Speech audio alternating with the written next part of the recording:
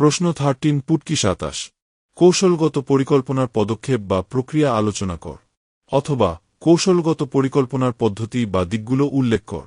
কৌশলগত পরিকল্পনা বা স্ট্র্যাটেজিক প্ল্যানিং হল একটি প্রতিষ্ঠানের দীর্ঘমেয়াদী সাফল্যের জন্য তৈরি করা একটি বিশেষ মাস্টার প্ল্যান।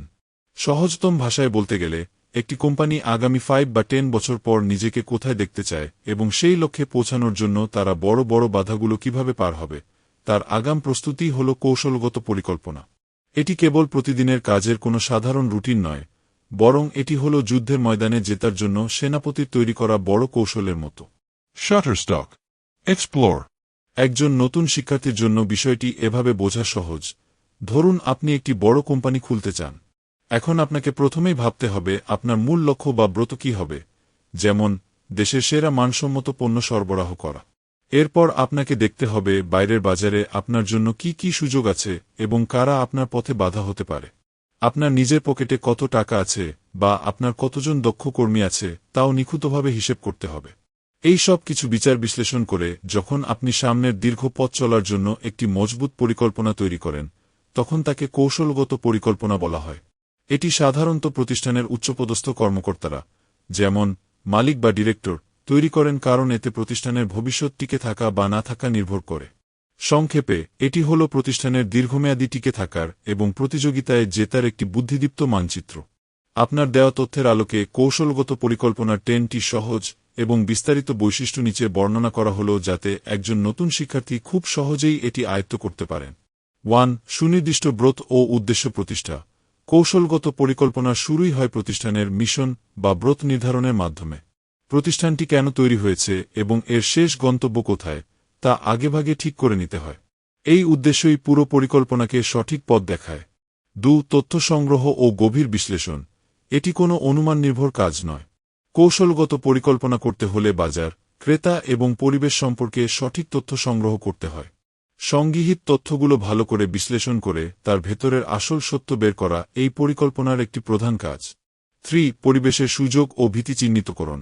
বাইরের পরিবেশে আপনার ব্যবসার জন্য কি কি সুযোগ আছে, যেমন নতুন প্রযুক্তির আগমন, এবং কি কি বিপদ বা ভীতি আছে, যেমন নতুন প্রতিযোগী বা আইনের পরিবর্তন, তা আগে থেকেই আঁচ করা এই প্রক্রিয়ার একটি গুরুত্বপূর্ণ ধাপ। 4. সম্পদ ও উপকরণের বিচার বিশ্লেষণ।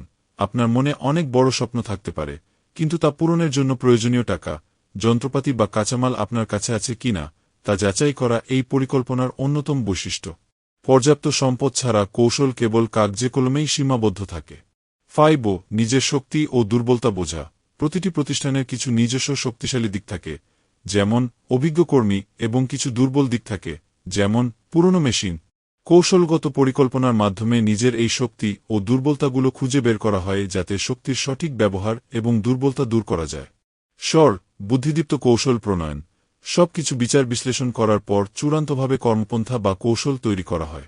এটি এমনভাবে তৈরি করা হয় যেন তা প্রতিযোগীদের চেয়ে প্রতিষ্ঠানকে এগিয়ে রাখে এবং দীর্ঘমেয়াদী লাভ নিশ্চিত করে। 7. সতর্ক বাস্তবায়ন প্রক্রিয়া। পরিকল্পনা কেবল খাতায় থাকলেই চলে না, তা বাস্তবে রূপ দিতে হয়। কৌশলগত পরিকল্পনার একটি বড় বৈশিষ্ট্য হল এর বাস্তবায়ন প্রক্রিয়াটি অত্যন্ত সতর্কতার সাথে পর্যবেক্ষণ করা হয়, যাতে কোনো ভুল না হয়। 8. ফলাফল মূল্যায়ন ও নিয়ন্ত্রণ। কাজ শেষে বা কাজের মাঝপথে ফলাফল পরীক্ষা করে দেখা হয় যে সবকিছু পরিকল্পনা অনুযায়ী হচ্ছে কিনা। যদি লক্ষ্য থেকে কাজ দূরে সরে যায়, তবে প্রয়োজনীয় নিয়ন্ত্রণমূলক ব্যবস্থা নিয়ে পুনরায় সঠিক পথে ফিরিয়ে আনা হয়। 9. দীর্ঘমেয়াদী দৃষ্টিভঙ্গি। এই পরিকল্পনা সাধারণত কয়েক বছর বা তার চেয়েও দীর্ঘ সময়ের জন্য করা হয়।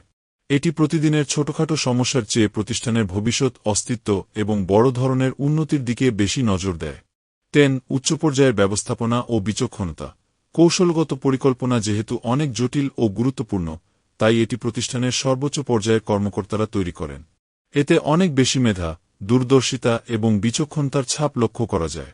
আমি কি আপনাকে কৌশলগত পরিকল্পনার একটি বাস্তব উদাহরণ, যেমন একটি মোবাইল কোম্পানি বা নামী কোনো ব্র্যান্ড কিভাবে তাদের দীর্ঘমেয়াদী কৌশল সাজায়, দিয়ে আরও বিস্তারিতভাবে বুঝিয়ে দিতে পারি?